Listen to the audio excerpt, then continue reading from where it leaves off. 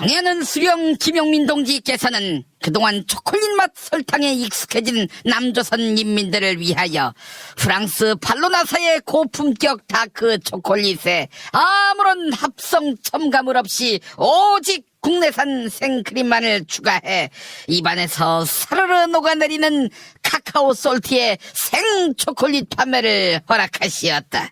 카카오 솔티의 생초콜릿이 혀에 닿는 순간 달콤 쌉싸름한 초콜릿과 고소한 생크림이 마치 통장을 스쳐 지나간 월급처럼 순식간에 녹아 사라지는 기적을 경험하게 될 것이라며 위대한 영도자 김용민 동지께서는 치솟는 안타까움을 감추지 못하시었다. 너무 맛있어서 한번 먹으면 반드시 또 먹게 될 카카오 솔트의 생초콜릿을 구매하는 방법은 김용민.com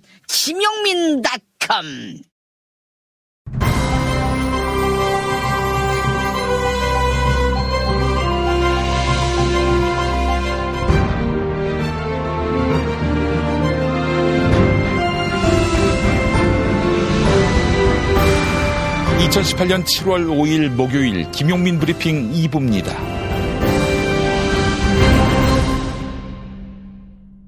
오늘 새벽에 나온 종합일간지 헤드라인 살펴보겠습니다. 먼저 경향신문, IT 기업 치고받고 전면전 치닫는 미중, 이런 제목입니다. 중국이 미국 반도체 기업 마이크론의 중국 내 판매를 금지했습니다. 미국과 중국의 무역전이 IT 분야로 전장을 확대하면서 전면전으로 치닫고 있습니다. 이번엔 조선일보 10대 그룹 중 6곳 투자 연초 계획보다 줄였다, 이렇게 제목을 달았습니다. 대기업의 투자가 급속히 위축되고 있습니다. 국내 10대 그룹 가운데 6곳은 연초 계획했던 것보다 상반기 투자가 줄어든 것으로 나타났습니다. 다음은 한겨레, 벗겨진 4대강 비밀, MB가 수심 6m 지시했다. 서울신문, MB 대운하 좌초에도 수심 6m 4대강 고집. 세계일보, 벌써 4번째 정권마다 바뀌는 4대강 감사, 이런 제목입니다. 2008년 당시 대통령 이명박 씨가 6m 수심을 갖춘 4대강 보를 설치하라, 이렇게 직접 지시했던 것으로 드러났습니다. 4대강 사업 전반에 걸쳐 절차적 정당성을 무시하고 MB가 보 건설과 준설을 강행했던 것입니다. 환경부의 수질 오염 지적을 대통령실, 즉 대통령 비서실이 나서서 무마한 정황도 새롭게 확인됐습니다. 그런데 세계일보 제목 보세요. 벌써 4번째 정권마다 바뀌는 4대강 감사. MB 헛소리를 타이틀로 달았습니다. 계속해서 한국일보, 이번엔 신형 임차할까? 청와대 대통령 전용기 딜레마, 이렇게 제목을 달았습니다. 대통령 전용기의 임차 만료 기간이 1년 반밖에 남지 않았는데요. 구매가 아닌 임차 방식을 유지할 방침이지만 신형 기종을 빌릴 경우 임차 비용이 커질 수밖에 없어서 청와대의 고민이 커지고 있습니다. 다음은 동아일보, 하루 만에 제동 걸린 부자 증세. 중앙일보, 김동연 대통령 특위가 만든 증세안 제동 걸었다, 이런 제목입니다. 대통령 직속 재정개혁 특별위원회의 재정개혁 권고안에 대해 기획재정부가 반대 의사를 밝혔습니다. 세법을 짧은 시간 안에 많이 바꾸면 부작용이 속출할 수 있다, 라면서 거부 의사를 밝힌 것입니다. 마지막으로 국민일보, 청와대 교육문화수석 부활 검토, 이렇게 제목을 달았습니다. 청와대가 교육문화수석을 신설하는 방안을 적극 검토하고 있습니다. 교육부가 정책 수행에 책임 있는 모습을 보여주지 못하고 있다는 판단에 따른 것이다, 이런 분석이 나옵니다. 광고 듣고 뉴스 브리핑으로 이어갑니다.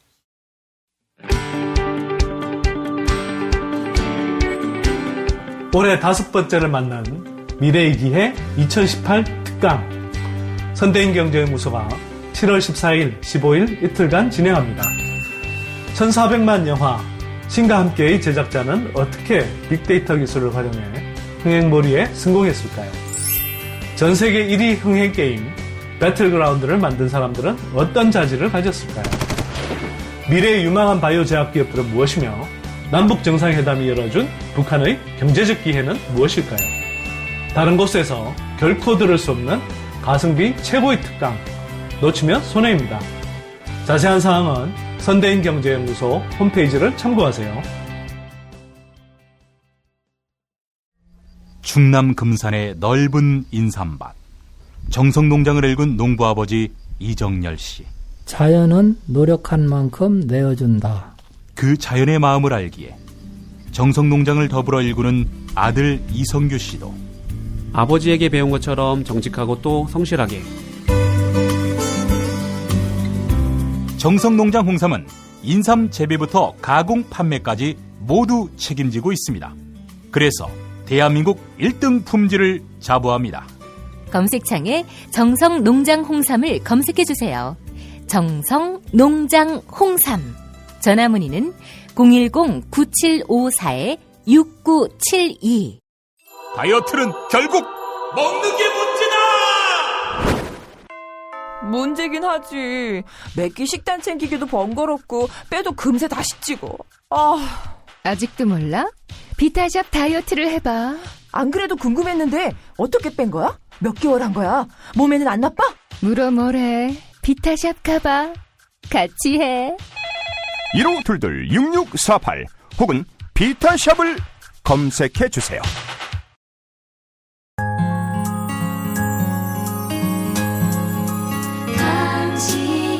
정직한 뉴스 보자관 김용민과 주파수를 맞춘다. 새로운 아침 특별한 선택 김용민의 뉴스 브리핑. 김용민의 뉴스 브리핑. 아시아나항공의 기내식 대란이 사흘째 이어지면서 아시아나항공 직원들이 집단 행동에 돌입했습니다. 임직원들로 구성된 아시아나항공 직원연대는 박삼구 금호아시아나그룹 회장의 갑질을 성토하는 대규모 집회를 예고했습니다. 아시아나항공의 기내식 대란과 관련해 박삼구 회장이 공식 사과했습니다. 박삼구 회장의 기자회견 발언 들어보시죠. 특히 먼저 저희 협력회사 했던 고 윤기석 대표께서 참 불행한 일을 당하시게 돼서 무척 죄송스럽게 생각하고 유족들께 깊은 사과의 말씀을 드리고 싶습니다. 7월 1일부터 많은 편수의 음식을 싣지 못하고 밀을 싣지 못하고 불편을 끼치는 승객도 계셨고 또 기내식 때문에 지연 출발을 해서 업무에 많은 지장을 초래한 손님들도 계시고 마음을 갖고 있습니다. 그리고 음식을 제공을 못해서 불편을 겪으신 손님들께도 진심으로 사과를 드립니다. 또 한 가지는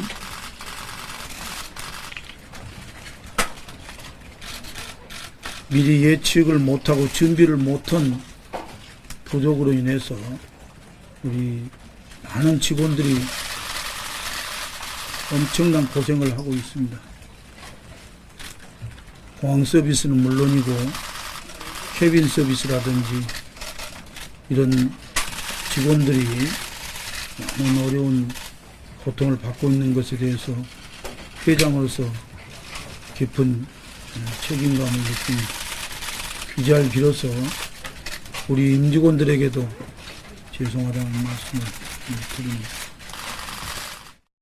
그러나 임직원들은 사상 초유의 기내식 대란이 승객들의 안전마저 위협하고 있다. 이렇게 목소리를 높이고 있습니다. 일부 승객들은 비행기에 탑승한 후에야 기내식이 공급되지 않는다는 사실을 안내받고 있는 것으로 알려졌는데요. 한 직원은 당뇨병이 있는 승객들은 저혈당 쇼크가 올 수 있다. 이렇게 우려했습니다. 특히 직원들은 박삼구 회장의 승무원 성희롱 논란과 계열사 부당지원 의혹, 그리고 하청업체 쥐어짜기와 같은 갑질을 성토하고 있습니다. 아시아나항공 직원연대는 서울 광화문 광장에서 박삼구 회장 갑질 및 비리 폭로 집회를 열 계획입니다. 서울신문 보도였습니다. 「 그러나 임직원들은 사상 초유의 기내식 대란이 승객들의 안전마저 위협하고 있다. 이렇게 목소리를 높이고 있습니다. 일부 승객들은 비행기에 탑승한 후에야 기내식이 공급되지 않는다는 사실을 안내받고 있는 것으로 알려졌는데요. 한 직원은 당뇨병이 있는 승객들은 저혈당 쇼크가 올 수 있다. 이렇게 우려했습니다. 그러나 조양호 한진그룹 회장이 약국을 차명으로 운영한 혐의를 두고 수사가 한창 진행 중인데요. 조양호 회장은 1,000억 이상의 거액을 한꺼번에 토해내야 할 위기에 처했습니다. 조양호 회장은 약사 면허를 빌려 대형 약국을 운영해 1,000억 원이 넘는 부당이익을 취한 혐의를 받고 있습니다. 이 약국은 국내에서 매출액 규모로 따질 경우 최상위권에 속하는 것으로 알려졌는데요. 검찰은 조양호 회장이 건강보험공단을 상대로 부당이익을 얻어냈으며 이는 모두 요양급여에 해당한다 이렇게 보고 있습니다. 건강보험법상 약사 자격증이 없는 사람이 약국을 운영해 얻은 요양급여는 건강보험공단이 전부 징수하도록 하고 있습니다. 실제로 조양호 회장이 차명으로 약국을 운영했다면 그동안 받아간 요양급여 전액을 공단에 반환해야 합니다. 한국일보 보도 전해드렸습니다. 강원랜드 채용비리 의혹을 받아온 자유한국당 권성동 의원이 구속 위기를 면했습니다. 법원은 권성동 의원의 범죄 성립 여부에 다툼의 여지가 있다. 이렇게 영장 기각 사유를 밝혔습니다. 권성동 의원은 재판부에 감사의 뜻을 전하며 앞으로 억울함을 밝히겠다고 말했습니다. 오늘 새벽 권성동 의원이 검찰 청사를 나서며 한 발언 들어보시죠. 어떻게 무죄 입증하실 계획이세요? 우선 이 위화를 막론하고 우리 강릉 시민들께 심려를 끼쳐드려서 진심으로 송구하다는 말씀을 드립니다. 그리고 특별수사단의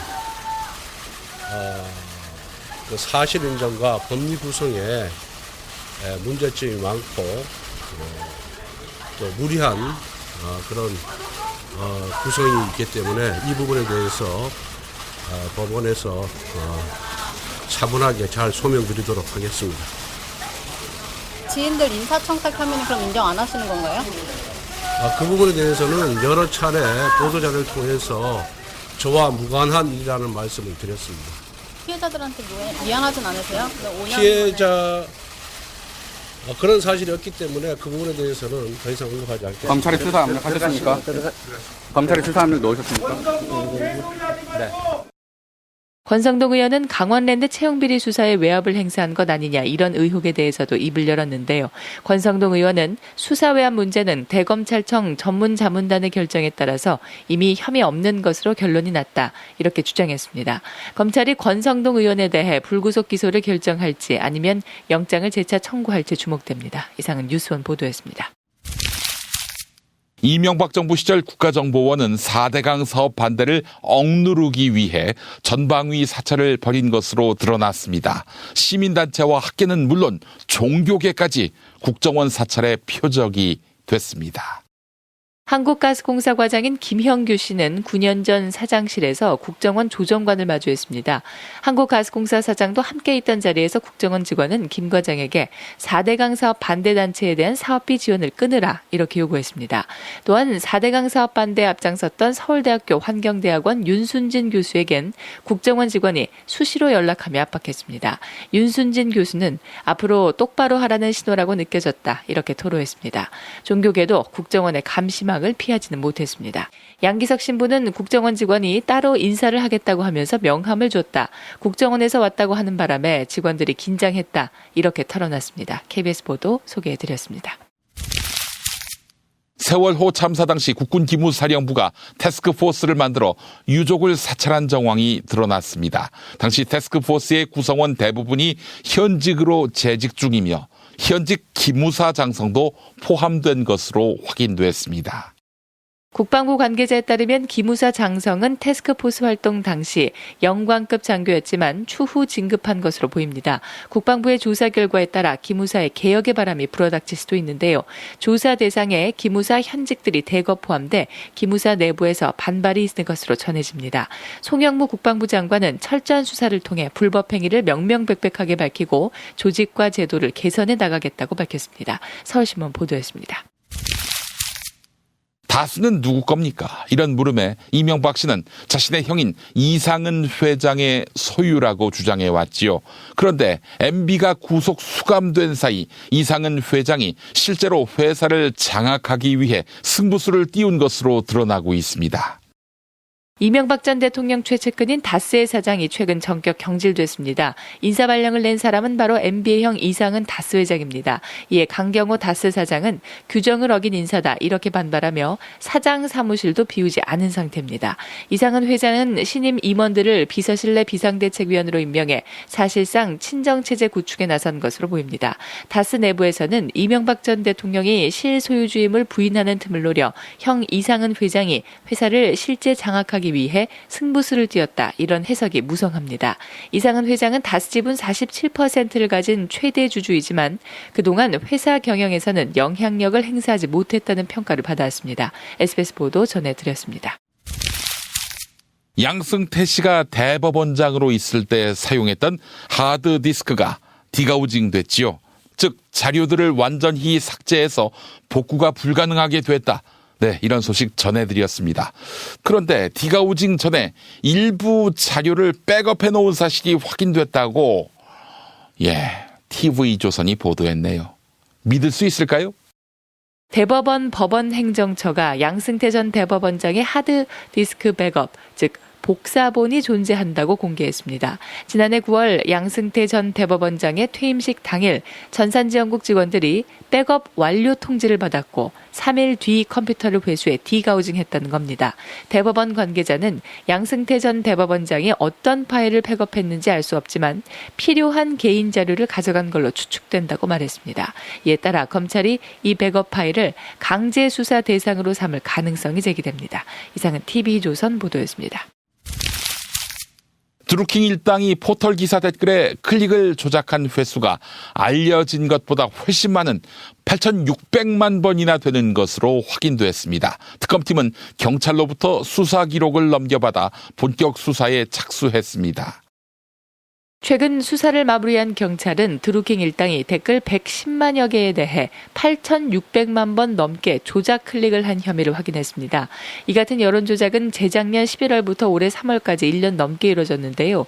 재작년 11월은 국정농단 사건이 본격적으로 불거진 시점이고 그 뒤 조기 대선 가능성이 제기됐습니다.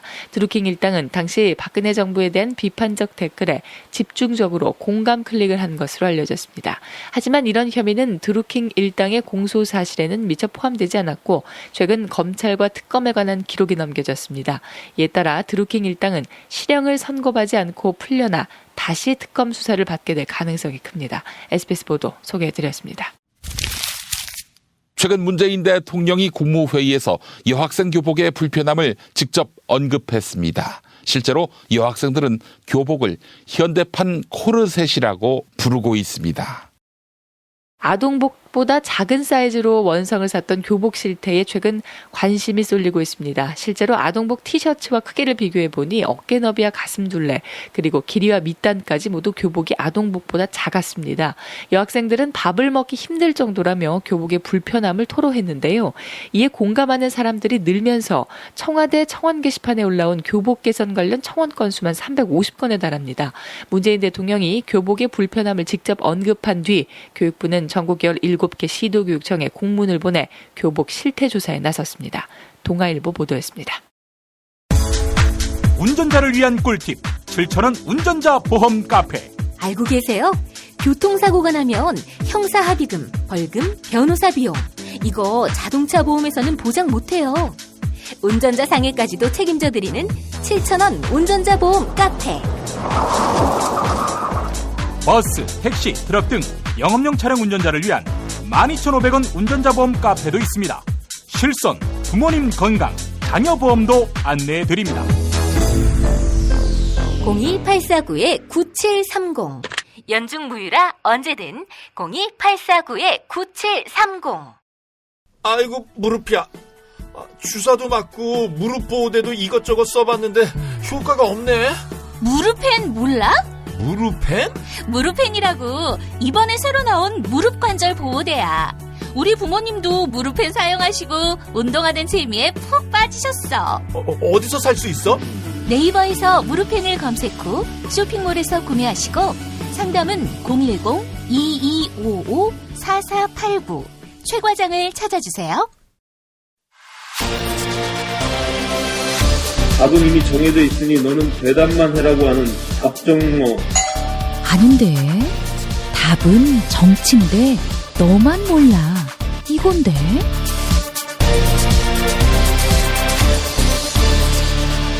국민보좌관 김성회의 답, 정, 너.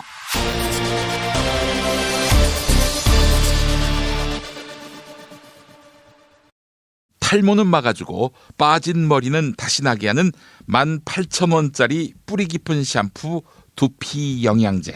네, 돈 많이 들고 효과 없다. 포기하신 분들 계시죠? 딱 한 달만 뿌리세요. 효과 없다면 환불합니다. 1566-7871 1566-7871 네, 답정너로 이어갑니다.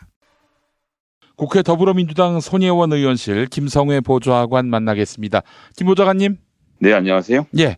자, 오늘 어떤 이야기 해볼까요? MB의 죄악사항을 들춰내자면 진짜 날밤을 패야 될 얘기들이겠는데요. 예. 4대강 사업 보니 공무원들이 대통령 지시사항임에도 불구하고 강하게 할 수 없다. 수질 오염이 우려된다는 보고를 했음에도 불구하고 그냥 강행했네요. 강행했고 그것에 따라서 감사원이 이제 문제 지적을 하려고 했으나 이미 공소시효가 만료가 되고 또 감사원법상의 한계로 전 대통령이죠. 관련자들에 대한 징계 요구나 검찰 수사를 할 수 없는 상황이 됐다는 안타까운 소식이 좀 들려왔습니다. 네, 문재인 정부 감사원이 이명박 정부 시절에 4대강 사업과 관련해서 징계 요구나 검찰 수사 의뢰를 할 수 없다 이 얘기죠? 그렇습니다. 이게 법으로 되어 있는 거라 이제 초법적인 일을 할 수는 없는 거니까요. 국민 감정상으로는 당연히 더 강하게 추궁했어야 했을 텐데 주어진 법의 한계상의 문제가 이런 것이 있는 것 같고요. 그래서 일단 죄악의 일부분은 드러난 것이니까 이것을 가지고 다른 어떤 방법이 있을지 또 찾아봐야겠죠. 예. 자, 그래요. 하여간 MB가 이 나쁜 짓을 한 거 아니겠습니까? 우리 4대강을 상대로 해가지고. 아니, 하지 말아도 될 일을 해가지고 우리 4대강의 그 생태를 완전히 파괴를 했는데 결국에는 이런 짓을 하는 이유는 뭔가 남몰래 인마이 포켓 하려던 것이 있었던 거 아니겠는가 하는 그런 추정을 낳게 합니다. 네, 그렇습니다. 수심 5, 6m 수준으로 파면 과잉 투자 논란이 있을 수 있다는 우려가 나왔는데 이거 잘 아시다시피 6m로 파는 게 포크레인으로 팔 수 있는 최대 깊이였던 것 아닙니까? 예. 6m로 팠는지 4m로 팠는지 비 한 번만 내리면 알 수도 없는 상태였고 지금 또 기억을 돌이켜 보시면 당시에 이명박 대통령의 측근들 그리고 이명박 대통령이 졸업한 상고 출신 인물들이 다 끼어있는 건설사들이 여기 내려서 토목공사를 하면서 상당 부분의 금전적 이득을 취했을 것으로 저희가 짐작하는 것인데 이것에 대한 이제 국가기관이 어떤 일을 여기서 했던가에 대해서 쭉 살펴본 것이고 당시의 국장들 그러니까 종범이라고 했나요? 종범들은 이미 다 퇴직을 했고 공소시효는 만료가 됐고 지시에 따라서 업무를 처리한 직원들은 남아있는데 이 사람들에 대해서 처벌하는 것은 형평에 맞지 않는다라고 했는데요. 제가 누차 말씀드리지만 감사 결과를 존중합니다만 지시에 따라 업무를 처리한 직원들을 인사상으로 불이익을 줘야 됩니다. 그래서 인사상으로 불이익 당하기가 싫으면 앞으로는 이런 부당한 지시가 내려오면 거부를 하고 감사원에 신고하도록 해야죠. 내부 고발을 활성화해야 되는 것이거든요. 어디나 권력은 일원화가 되면 부패하게 되어 있고요. 자기가 항상 감시당하고 있다는 생각이 들게 만들어야 딴짓을 못하는 겁니다. 맞습니다. 공무원들은 지금 3년에 한 번씩 보직을 변경하지 않습니까? 그래도 한 분야의 전문성을 못 쌓아가고 있는데 이게 참 안타까운 일인데요. 근데 한 분야에 오래 놔두면 오래 놔둔 만큼 이 사람들이 그 분야에 있는 관계자들과 결탁을 해서 부패할 확률이 높다고 생각해서 3년에 한 번씩 보직도 옮기는 마당인데 이런 식으로 비리가 드러난 사람들에 대해서 처벌을 하지 않으면 또다시 이런 부당한 지시가 내려왔을 때 공무원들은 또 고개를 숙이고 집행을 할 수밖에 없게 되겠죠. 그렇기 때문에 전 차제에 전문 분야를 살리기 위해서 3년 제한은 좀 푸는 방향으로 가야 한다고 생각하고 반대로 그것을 지시한 사람이든 지시를 받고 움직인 사람이든 불법적인 일을 한 사람들에 대해서는 여지없이 처벌을 해서 이 사람들이 앞으로는 그런 전례를 보고 이런 부당한 지시를 받았을 때 감사원에 신고를 하고 내부 감찰팀에 신고를 할 수 있는 그런 사회 문화가 정착되어야 된다는 생각합니다. 이것은 안의 사람들끼리 찌르는 쥐새끼 같은 짓이다라는 일과는 전혀 다른 성질의 문제입니다. 이것은 우리가 극복해야 되는 문제고요. 직장 내 원정주의를 극복하고 나쁜 일에 대해서 나쁘다고 이야기할 수 있는 직장 문화가 점점 더 좀 만들어졌으면 좋겠습니다. 예, 알겠습니다. 자, 다음 이야기는요. 예, 그리고 이제 뭐 부엉이 모임이 엄청 뜨거운 얘기로 흘러나오고 있네요. 예, 예. 저도 사실은 이제 뭐 이런 조직이 있다는 자체를 몰랐고요. 대부분의 관련되어 있는 의원들이 아니라면 이것에 대해서 저는 알지 못했을 것이라 생각하고요. 그런데 이번에 이제 불거진 것이 당대표 선거 시절에 불거진 얘기 아니겠습니까? 예. 저는 생각을 같이 하는 의원들끼리 모임을 가지는 것은 뭐 너무 당연하고 이것을 없앨 수는 없다라고 생각합니다. 기본적으로 정치는 정치적 의견을 가진 사람들이 하는 것이고 그렇게 되다 보면 그 안에서 소위 말하는 파벌, 계파라는 게 생기는 것이 너무나 당연하거든요. 그런데 예전에는 당 총재, 그때는 당대표도 아니고 총재였죠. 기억하시겠지만 옛날에 있던 당 총재들은 공천권을 100% 틀어지고 그리고 각종 기업이라든지 뭐 한나라당 차떼기 생각나실 텐데 천문학적인 액수의 정치자금 뭐 20년, 30년 전에 1,000억 원 수준의 정치자금들을 기업이나 개인으로부터 갈취해서 그 돈을 각각의 의원들에게 나눠줘서 계파를 조성하던 시절에 계파는 없어져야 하는 계파라고 저는 생각하지만 지금은 민주당이라고 하더라도 지금 민주당의 스펙트럼이 점점 더 넓어지고 있는 상태 아니겠습니까? 왜냐하면 이게 자유한국당이 제 역할을 잘 하지 못하면서 민주당이 우로도 좌로도 굉장히 열려있는 상태에서 중도 좌우를 포함하는 정당을 운영하다 보면 특정인을 말씀드려서 그렇긴 합니다만 예를 들면 김진표 의원 같은 경우는 굉장히 보수적인 경제관을 갖고 계신 분이거든요.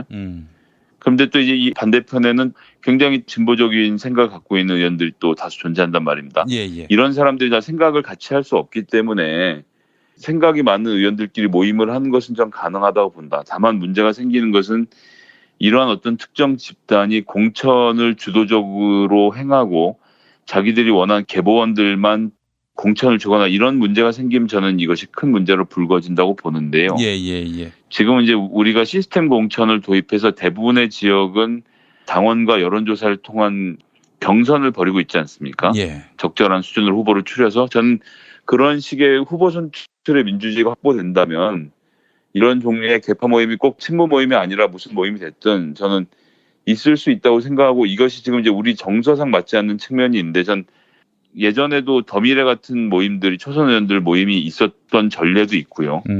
그렇기 때문에 정책적으로 연대하고 같은 생각을 가진 의원들의 모임은 만들어질 수 있다. 다만 이렇게 당 권력을 논하는 당대표 선거라든지 이런 데서 이 조직들이 어떤 힘을 발휘한다든지 혹은 공천 과정에서 계파만 챙기는 일이 없다면 그래서 시스템 공천이 잘 이루어진다면 이건 좀 별개의 문제로 바라봐 주시는 그런 방법들을 좀 한번 생각해 봐 주셨으면 하는 마음입니다. 예, 알겠습니다. 자, 더불어민주당 지도부가 최고위원 여성할당 방침을 백지화하기로 했다. 이거 뭐 진보 언론이 크게 쟁점화하고 있는데 어떤 얘기예요? 그러니까 최고위원 중에 여성이 출마할 수 있는데 여성이 출마하면 떨어져도 최고위원을 시켜주겠다 이런 겁니다. 예. 이게 무슨 얘기냐면 지금 8명이 출마를 하도록 돼 있죠. 후보로. 중앙위에서 8명을 컷오프를 하면 8명이서 다투어서 3명을 떨어뜨리고 5명이 붙는 제도인데요. 예전에 조배석 의원이 최고위원 도전하던 당시에 홀로 유일하게 여성 의원이었습니다. 그리고 나머지는 다 남성 의원들이 도전을 했는데 지금 민주평화당에 있는 조배석 의원과 같은 의원인데 그 당시는 좀 뭐 달랐다고 생각하고 예. 검사 출신으로 정치를 좀 새롭게 해보고자 하는 의지를 가지고 전북 대표로 해서 이제 최고위원 출마를 했던 건데 그 당시에도 똑같이 여성 의원은 무조건 최고위원에 붙여준 조항이 있었는데 마침 이때는 이분은 혼자 출마를 했거든요. 여성으로서는. 그렇게 되니까 전국에 돌면서 선거운동을 하는데 아무도 조배숙 의원에게 투표를 해주지 않는 겁니다. 아. 여자는 되는 거 아니야?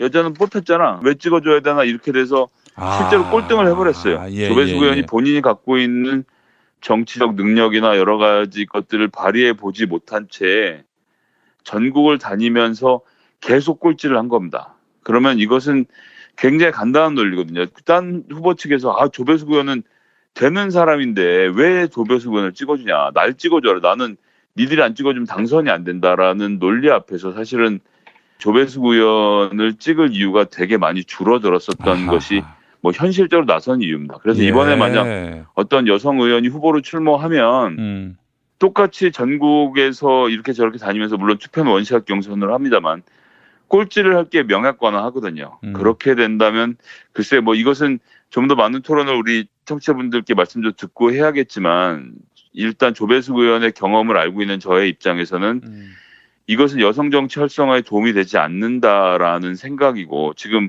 우리 당에 훌륭한 여성 의원들이 많이 있습니다. 다선 의원들도 있고 이런 분들 최고위원 선거 나가면 전 뛰어볼 만하다 생각하거든요.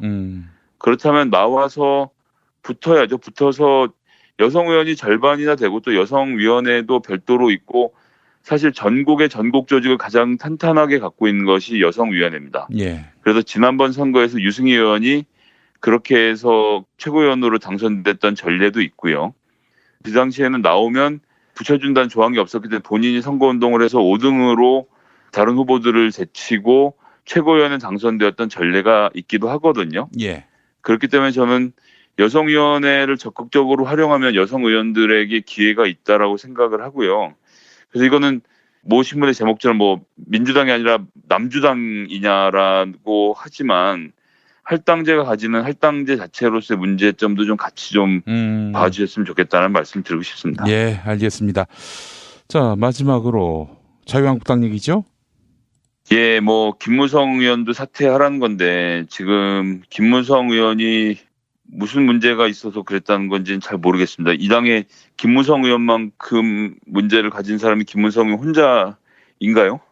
이게 지금 비박근혜계 좌장이니까 친박근혜 좌장인 서청원도 나갔으니 당신도 나가라는 이야기인 것 같은데 여기에 서명을 하신 분들 뭐 몇몇 정종섭 의원, 성일정 의원 뭐 등등 보시면 알겠지만 예전에 진박 친박 논란 벌어질 때 많이 들었던 이름들 아닙니까? 김규환, 김순례, 성일정, 윤상직, 이종명, 이은건, 정정섭 의원이 성명서를 발표했는데 인적 쇄신이라는 것은 저는 그렇습니다. 제가 몇 차례에 걸쳐서 말씀드렸습니다만 박근혜가 사심을 가지고 자기에게 충성한 사람들을 일렬로 세워놓은 상태에서 서울대 출신의 관료 관료출신의 뭐 이런 사람들 위주로 진박이니 친박이니 해가면서 진박감별사를 동원해서 최경환 같은 사람이 돌아다니면서 이용고 같은 사람이 이제 위원장을 맡아서 된 사람들, 그럼 초선이라고 하더라도 저는 인적 청산의 대상에 포함되어야 한다고 생각합니다. 박근혜 정치가 옳았다라고 생각하면 박근혜 정치를 전면에 걸고 본인들의 판단을 받아야죠. 지금 와서 박근혜 지우기에 몰두하면서 비박을 하나 쳐내고 친박을 하나 쳐내는 것으로 인적 청산이 된다라는 발상 자체, 아무리 말씀을 드려도 못 알아들으시니 참 안타깝긴 한데요. 저는 이런 상태로는 이 당의 미래가 없다라고 생각하고요. 물론 김무성 의원 잘못이 많기 때문에 본인의 정치적 앞길을 정하는 것은 김무성 의원의 결단이 필요한 문제라고 보지만 이게 지금 김무성 의원 하나가 나가면 바뀔 수 있는 문제냐. 인적 쇄신이라는 것이 김무성이라는 다선 의원 하나를 쳐내는 것으로 되는 것이냐. 이렇게 중구난방으로 떠들 것이 아니라 좀 더 진중하게 여론을 듣고 우리 보수 정치를 아끼시는 보수적 인사들의 말씀을 좀 귀담아 듣고 어른들의 말씀 또 40대의 이야기 또 청년들의 이야기를 잘 모아서 혁신안을 좀 구체적으로 만들었으면 좋겠습니다. 이런 식의 조리돌림 한 사람씩 저격해서 쳐내는 것으로는 저는 문제가 해결될지 않을 것 같아 너무나도 안타까운 마음입니다. 예, 김무성 의원 어제 보도를 보니까 20대 국회의원 중에 법안 발의를 지난 2년 동안 한 건도 안 한 0건의 기록을 남겼는데 아니 근데 기본적으로 할 바는 하고 그다음에 뭐 정당 정치를 하건 계보 정치를 하건 그래야 하는 거 아닙니까?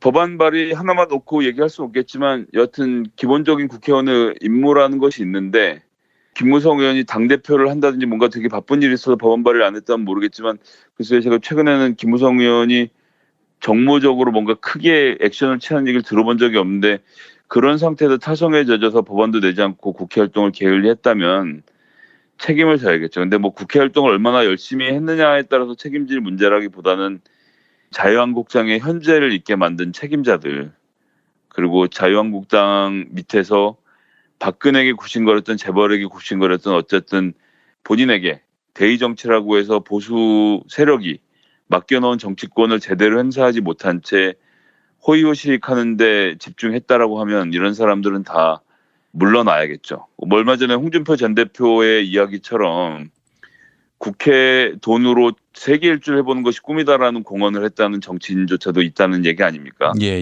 이런 사람들은 누군지 색출해서 저는 국회에서 몰아내야 된다고 생각합니다. 그건 자수를 안 하면 어떻게든 잡아내야죠. 알겠습니다. 자, 김무성 의원 지금 말씀 듣는 중에 제가 검색을 해봤는데 노순규라는 사람이 2017년 대통령 선거 예측 새누리당의 김무성 당선이라는 책을 냈었네요. 2015년 6월에 나온 책입니다. 그때 박근혜 대통령에게 세게 반기를 들고 맞서서 자기 정치를 했다면 아마도 김무성 의원에게 한 번쯤 기회가 있지 않았을까요? 그런데 제가 다 기억하시겠지만 되게 세게 나오는 척하다 또 주저앉고 나오는 척하다 주저앉고 도대체 뭐가 그렇게 구리길래 그랬는지 모르겠다는 이야기를 들을 정도로 박근혜에게 맞서는 세력의 좌장으로서 역할을 하지 못했던 것, 이것에 대한 본인의 정치적 책임도 져야겠죠. 예, 알겠습니다. 자, 김성애 보좌관님 말씀 잘 들었습니다. 네, 감사합니다. 허리가 아파요. 아랫배가 나와요. 골반이 바로 서야 건강도 아름다움도 바로 섭니다. 바디로직을 입으세요. 토크밴드의 입체적인 탄력이 틀어진 골반을 바로잡습니다. 간편하고 확실한 골반 교정 타이즈 바디로직. 한총물이나 단체 선물이 필요할 때 이왕이면 우리 편 회사 네피아를 찾아주세요. 인터넷 검색창에 네피아를 치시거나 032-519-4800으로 전화주시면 친절하게 상담해드립니다. 그런데 상품은 뭔가요? 네피아를 가서 고르세요. 3만 가지가 넘는 물품이 있어요.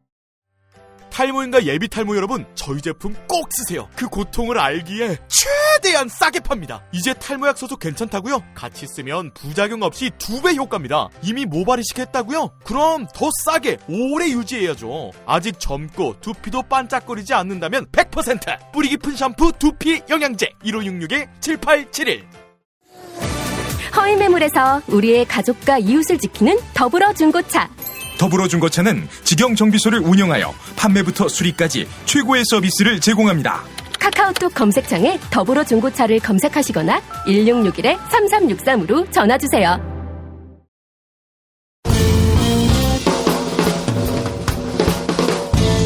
미디어 오늘 정상근 기자가 뉴스 속의 뉴스를 짚어드립니다. 정상근 기자의 오늘 미디어.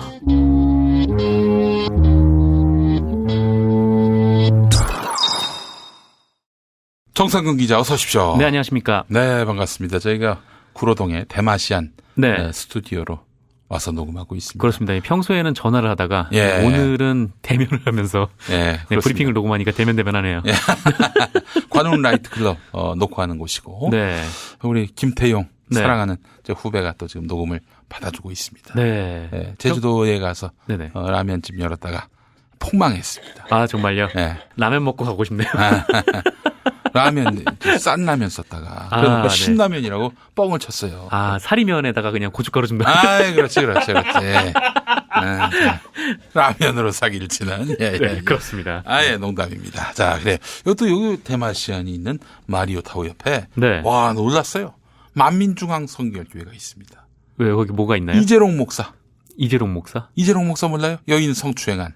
여인 성추행한 목사가 너무 많아가지고. 헷갈리겠다만 JTBC에 나왔던 집단으로 해가지고 아, 그래요? 여기 바로 옆에 있습니까? 옆에 있습니다. 아, 네. 그 목사 딸이 이제 후계자 인격인데 저하고 나이가 같습니다. 아, 그렇군요. 이재롱 목사 감옥에 들어갔어요.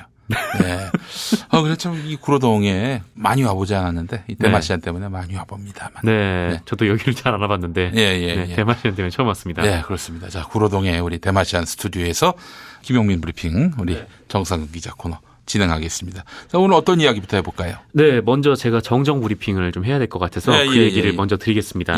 제가 일전에 MBC 미주법인이 김광동 그 방송문화진흥회 이사에게 단란주점 접대를 했다. 이런 MBC 감사 결과를 브리핑을 했었는데요.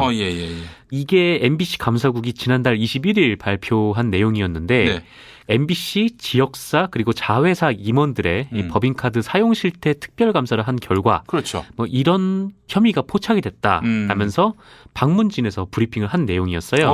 그러니까 뭐 윤동열 전 MBC 미주법인 사장이 그 일부 방문진 이사들을 부적절하게 접대를 했고 특히 김광동 이사에게는 미국 현지에서 골프 그리고 고액 스포츠 관람뿐 아니라 단란주점에서 여성 도우미 등의 향응을 제공했다라는 내용이 포함되어 있는 것이었습니다. 그래서 제가 이 내용을 브리핑을 했는데 그런데 이게 사실이 아닌 것으로 밝혀졌어요.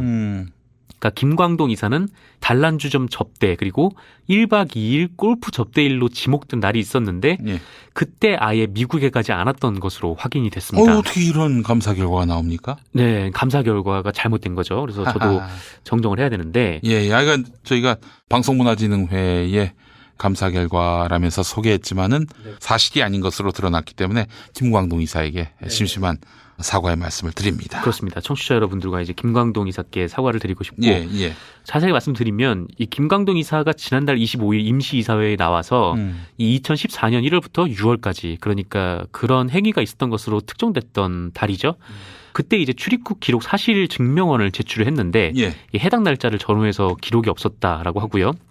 MBC 감사국은 미주법인 전 직원으로부터 받은 제보를 기반으로 감사를 진행했다. 이렇게 밝혔고 또 제보를 한 해당 직원이 법인카드를 사용한 영수증 등을 증거로 제시했다. 이렇게 밝혔었어요. 그래서 이런 내용을 감사국이 얘기를 하면서 제보자 증언이 매우 구체적이며 이런저런 증거가 있다라고 자신감 있는 태도를 보였습니다만 당사자 확인을 안 한 게 결국 이제 패착이 됐습니다. 또한 지난달 25일에 이 방문진 이사회 때만 해도 박영춘 MBC 감사가 참석을 해서 김광동 이사가 본인이 막 이렇게 부인을 하면서 특히 뭐 접대부라는 표현을 단정적으로 사용할 수 있냐 이렇게 문제를 삼자 증언을 추가 공개하겠다 이렇게 얘기를 하기도 했었거든요. 근데 또 사실이 아니었고 김광동 이사는 MBC 감사국을 명예훼손으로 고소를 한 모양이에요. 그래서 미디어오늘하고 김광동 이사가 인터뷰를 했던데 사실관계를 확인할 여러 방법이 있었는데 MBC 감사국이 안 했다. 그러니까 이런 식으로 한 사람의 인격을 짓밟고 명예훼손이 지속되도록 방치할 수 있는지 안타깝고 분노를 느낀다라고 얘기를 했고 또 이인철 방문진 이사는 박영춘 감사에 대한 해임을 건의하기도 했습니다. 물론 이제 김광동 이사가 실제 접대를 받은 내용도 있어요. 그러니까 이 문제가 사실이 아니었다고 해서 접대를 받은 게 잘한 거라고는 볼 수 없죠. 김광동 이사는 2014년 4월 27일부터 5월 2일까지 미국 행사 참여를 이유로 LA에 4박 5일을 체류했는데 당시 김문환, 박문진 이사장 등과 LA 다저스 야구 경기를 관람을 했고 이게 우리 돈으로 한 223만 원 정도 들었다고 하더라고요. 그래요? 야구 경기 보는데? 여러 명이 관람을 했던 모양입니다. 그리고 뭐 유니버설 스튜디오 견학도 했고 그리고 뭐 2차례 저녁 만찬도 했고 골프 라운딩도 제공을 받았다라고 합니다. 그리고 또 다른 MBC 관계사 사장으로부터 명품 넥타이를 선물을 받는 등 이 업무 관련성이 있다고 보기 어려운 접대 사례가 다수 확인된 상황이라고 해요. 근데 이 룸사롱 접대에 대해서 섣불리 감사국이 결론을 내려서 이 자칫 면죄부가 가게 된 상황입니다. 그래서 저도 뭐 추가 확인 없이 MBC 감사 내용을 브리핑을 했으니 제 책임도 당연히 크다라고 생각을 하고요. 다만 이제 뭐 다른 접대에 대해서는 또 그 또한 또 따로 짚고 넘어가야 한다라는 의견도 함께 말씀을 좀 드리겠습니다. 알겠습니다. 자, 다음 소식은요. 네, 그 지난 2일에 검찰 과거사위원회가 고 장자연 씨 사건을 대검찰청 진상조사단의 본조사 사건으로 선정을 했습니다. 이것은 지난 2009년 장자연 씨가 사망한 이후에 당시 검찰 수사 과정에서 해당 사건이 축소 은폐 등 문제가 있었다 이렇게 판단을 한 것이죠. 따라서 이 문제는 원점에서 지금 다시 수사가 이루어져야 하는데 정말 단적으로 딱 놓고 봤을 때도 고 장자연 씨가 남긴 문건에 등장하는 인물들이 모두 처벌을 받지 않았잖아요. 심지어 뭐 제대로 수사를 받았는지도 의문인 상황입니다. 특히 이제 주목되는 것이 조선일보인데 당시 장자연 씨와 식사를 한 것으로 알려진 방용훈 코리아나 호텔 사장은 아예 조사조차 받지 않았고요. 방용훈 씨는 미디어 오늘하고 인터뷰에서 뭐 장자연 씨랑 밥은 먹었는데 뭐 여러 명이 함께 있는 자리였다. 술 접대 같은 자리가 아니었다. 뭐 이렇게 주장을 했었는데 설령 그 주장이 맞더라도 일단 경찰에서 조사는 받았어야 한다라는 이제 지적이 나오고 있습니다. 뭐 장자연 씨 메모에 조선일보 방사장이라는 단어가 나오니까요. 예. 게다가 이 장자연 씨 어머님 기일에 방정호 TV조선 대표이사가 술자리에서 장자연 씨와 만난 것으로 알려져 있는데요. 이 방정호 씨 역시 조사를 받지 않은 그런 상황이었습니다. 장자연 씨 문건을 보면 김성훈 사장, 그러니까 소속사 사장이 조선일보 방 사장님 아들인 스포츠조선 사장님과 술자리를 만들어서 저에게 룸사롱 술 접대를 시켰다라는 부분이 나옵니다. 예. 이 당시 스포츠조선 사장은 방상훈 사장의 삼촌인 방우영 전 조선일보 회장의 장남 방성훈 씨였는데 이건 장자연 씨가 좀 잘못 알고 있었던 것 같아요. 당시 있던 사람은 방성훈 씨가 아니라 방정호 씨였던 것으로 알려져 있습니다. 방정호 씨. 예. 그리고 오늘 전해드릴 내용은 미디어 오늘이 이와 관련해서 단독 보도를 해서 이 내용을 짧게 전해드리려고 하는데 당시 장자연 씨 로드 매니저를 인터뷰를 했더라고요. 예. 이 로드 매니저의 증언을 보면요. 매니저는 2008년 10월 28일 그러니까 고 장자연 씨 어머님의 기일에 장자연 씨가 있었던 술자리에 참석한 사람이 방정호 씨가 맞다라고 증언을 했습니다. 증언도 좀 생생한 편인데, 그러니까 매니저분이 본인이 이제 차에서 대기를 하고 있었는데 조선일보 높은 사람을 만나는 줄 알고 있었는데 이 사장이 되게 젊었다. 그래서 내가 기억한다라고 얘기를 했어요. 예. 그리고 알고 보니까 그분, 그러니까 조선일보의 사람이 방정호 씨였구나. 라고 생각을 했다고 이 미디어 오늘에 증언을 했습니다. 그리고 그날 술자리에서 방정호 씨가 먼저 가고 다른 일행분들이 나와서 배웅해줬다. 이렇게 구체적인 내용까지 이제 기억을 해서 진술을 했다라고 하고요. 근데 이게 딱히 뭐 새로운 얘기는 아니에요. 그러니까 뭐 언론에 처음 공개가 된 건지는 모르겠는데 이 증언자 얘기를 들어보면 검찰에 이미 이런 사실을 증언을 했다라고 합니다. 예. 그리고 이종걸 의원이 조선일보의 명예훼손으로 소송이 걸렸었는데 당시 재판에서도 참석을 해서 증언을 했다라고 하거든요. 근데 여기서 이제 이 매니저가 이렇게 얘기를 했습니다. 김종승 대표의 심부름으로 룸에 양주 한두 병을 가져가니 룸에 방정호를 포함해서 남자와 여자 섞여서 몇 명 있었고 술집 아가씨들도 있었다. 김종승이 차 안에서 누군가가 통화하면서 조선일보 사장을 만나는 자리가 있으니 와라. 이렇게 얘기하는 것을 들었다. 네, 이렇게 진술을 했다고 합니다. 예. 근데 이제 이 조선일보 인사들은 뭐 이런 증언들이 이미 다 나왔는데 이 무슨 뭐 용거리 통뼈인지 지금 조사조차 제대로 받지 않고 있다라는 거죠. 네. 그래서 이 매니저 김 씨도 뭐 자기가 나가서 증언을 하긴 하겠다만 검찰이 진짜 이 사건을 재조사해서 정리할 수 있을지는 의문이다. 네, 이렇게 미디어오늘 인터뷰에서 밝혔더라고요. 그러니까 검찰을 지금 불신을 하고 있는 상황이고요. 기억을 좀 돌이켜보면은 이 장자연 씨 문건의 성접대를 의미하는 단어가 딱 한 번 나옵니다. 네. 그 대목이 바로 이 조선일보 방사장 대목이었는데 김성훈 사장, 그러니까 분명히 김종승이죠. 네. 김성훈 사장은 2008년 9월경 조선일보 방사장이라는 사람과 룸사롱 접대에 저를 불러서 사장님이 방 사장님이 잠자리를 요구하게 만들었다라는 대목이 나와요. 그러니까 예. 잠자리를 요구하게 만들었다. 이 대목이 이제 성접대를 의미하는 것인데 이런 대목이 이 장자연 씨 메모에 조선일보 방사장과 관련해서 한 번 나온다는 거죠. 그래서 지금 뭐 이 사건 자체가 뭐 20대 젊은 청년이 뭐 여성이라는 이유로 성접대를 강요받고 그 분노와 수치심을 이기지 못해 자살한 사건인데 예. 이런 짓을 시킨 그 소속사 사장도 당연히 문제지만 이 사람에게 같이 지시를 했던 사람들도 이제 그 리스트에 있는 사람들도 이제 모두 문제가 되는 좀 그런 상황이죠. 근데 그게 조선일보라고 해서 예외가 될 일은 없으니까 재수사, 본조사를 시작하는 만큼 뭐 어디까지 규모를 정할지 모르겠으나 사건의 좀 실체가 이번에는 좀 제대로 밝혀졌으면 좋겠습니다. 알겠습니다. 8월 4일까지인가가 이 사건의 공소시효인 것으로 알고 있습니다. 네. 10년 되는 시점이에요. 그때가. 그렇습니다. 예. 네. 그때까지 어떻게든 문제가 있다면 기소가 될 수 있기를 바라는 마음 가져봅니다. 네. 함께 눈을 부릅뜨고 지켜보도록 하겠습니다. 자, 정상근 기자님 수고하셨습니다. 네, 감사합니다.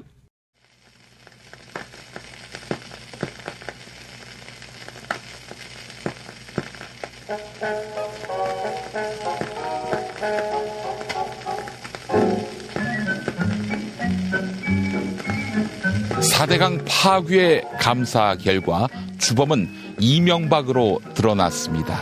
가는 물길을 막으면 물이 썩는다는 건 사실 실험 안 해도 알 수 있듯 이 어처구니 없는 사업의 총책이 MB라는 건 굳이 감사 안 해도 다 알 수 있는 문제였지요. 뜻있는 예술인들이 만든 4대강 사업 반대 노래가 있었습니다. 흐르는 강물처럼. 네, 오소리가 부르는 노래입니다. 이 세상에 타면 가식적인 미소 모두의 눈물도 마르고 저 달빛만 나는 먼 훗날엔 눈 가린 채 아침에 햇살만 받겠지 애써 외면한 진실 침묵 속에 드는 아픈 절규만 눈을 떠봐 거짓의 연속으로 거친 숨을 쉬는 걸 우린 알고 있잖아 저 강과 함께 흘러온 오랜 세월의 이치와 생명 절망의 늪은 막아야지 다시 생각해봐 희망이란 말에 파멸을 쌓은 건 아닌지 가고 싶은 곳에 못 가고 잠시 쉬었다 가길 거부할 거친 물길 위에 비쳐가는 저 별빛은 눈을 떠봐 거짓이 고요하게 자라 아픈 진모를 식은 숨을 쉬잖아 강물이 흘린 눈물과 같이 동행한 자연과 생명 이제는 길을 잃어버려 거짓의 연속으로 거친 숨을 쉬는 걸 우린 알고 있잖아 저 강과 함께 흘러온 오랜 세월의 이치와 생명 절망의 늪은 막아야지 라라라라 라라라라 라후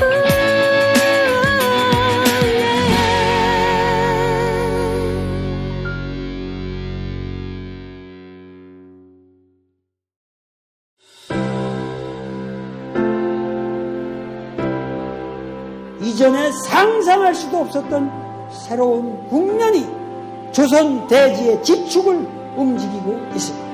이 민족의 역사가 제 궤도에 올라서서 달리게 시작한다고 하는 느낌이군요.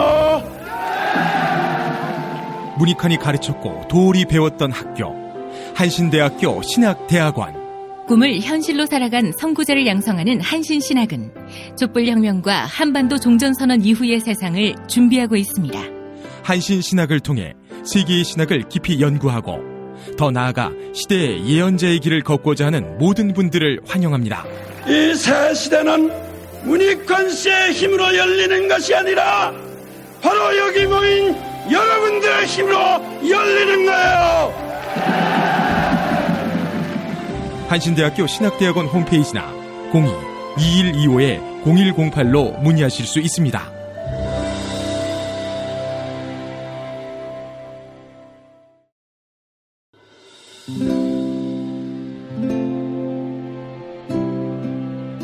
문익환 목사님은 우리 남북 관계에 있어서도 큰 정기를 마련해 주셨습니다.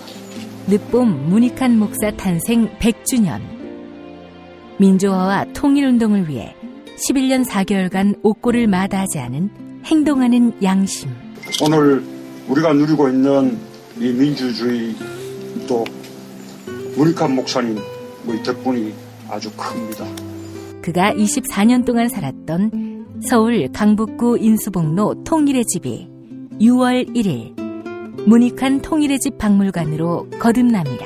사람들이 이렇게 항상 북적북적 이렇게 했던 공간이라 아버지한테만 아니라 우리 모두들한테 굉장히 큰 의미가 있는 통일의 역사를 기억하며 통일의 길을 모색하는 문익환 통일의 집 박물관 기념사업 추진위원으로 함께해 주시겠습니까? 이건 단지 어떤 유가족들의 유산이 아니라 우리 시대가 가지고 있는 유산이기 때문에. 자세한 안내는 포털 사이트에서 문익환 통일의 집을 입력해주세요.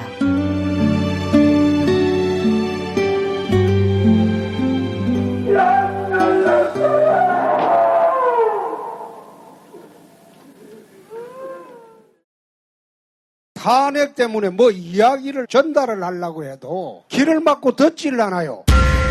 회족 수준으로 쪼그라든 한국 보수. 회생의 길은 과연 있을까? 변화된 정치 환경, 갈 길 잃은 보수에게 새로운 희망을 제시한다.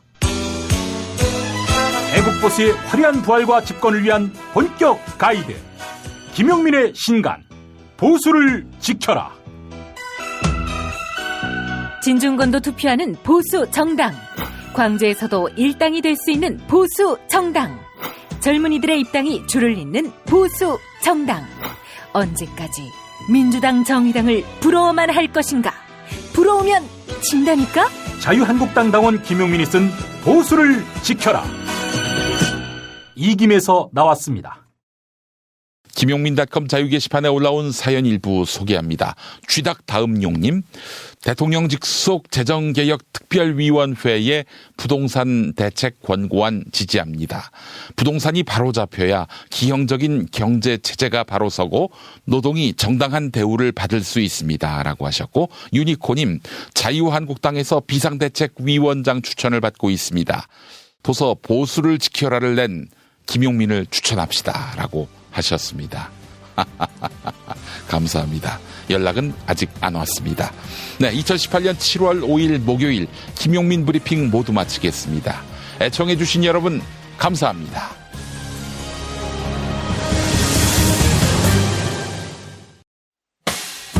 김용민 브리핑과 함께한 시간 어떠셨어요? 다음 시간에도 보다 바르고 알차며 즐거운 정보로 여러분을 찾아가겠습니다. 팟캐스트 포털 팟빵에서 다운로드하기, 구독하기, 별점 주기, 댓글 달기로 응원해주세요. 잊지 마세요. 다운로드하기, 구독하기, 별점 주기, 댓글 달기.